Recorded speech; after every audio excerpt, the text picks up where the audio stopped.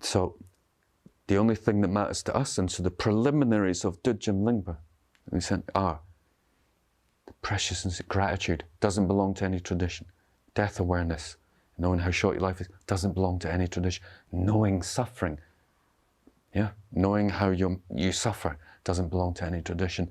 Love, bodhicitta, don't belong to any tradition.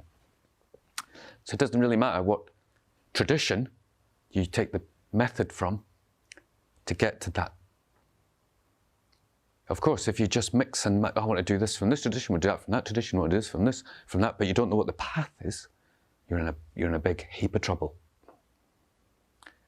But these things have nothing to do with the path. You have to know the path in your mind.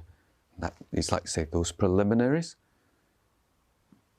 which is the Lamrim, which, you know, the Atisa taught. That's the preliminaries.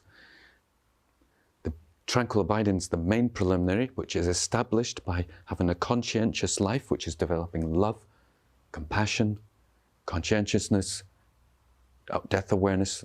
That's makes you super attentive.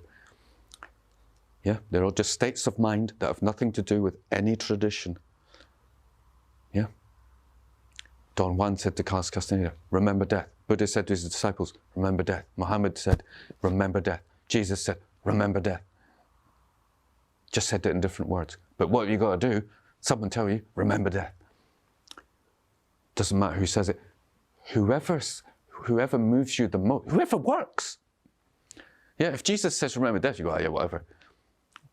Then there's no point in being a Christian. Exclusively, like that. If Buddha says remember death, you go, I better remember death.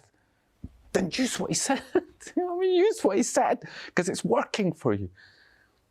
But you have to know that you have to remember death,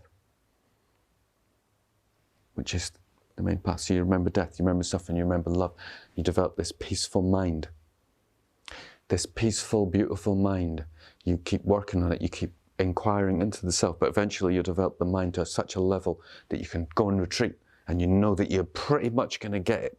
Because your mind, the yogis say, if your mind's like this powerful and you can do this, go and retreat and there's a good chance you're going to cut right through to that state that's beyond the person. You get rid of the person, you're on the path, you're in pristine awareness, rest in it.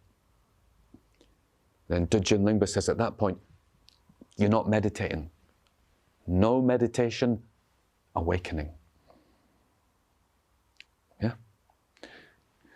In order to kind of enhance our understanding of that which is beyond everything we understand, you can also supplement it with Tantra.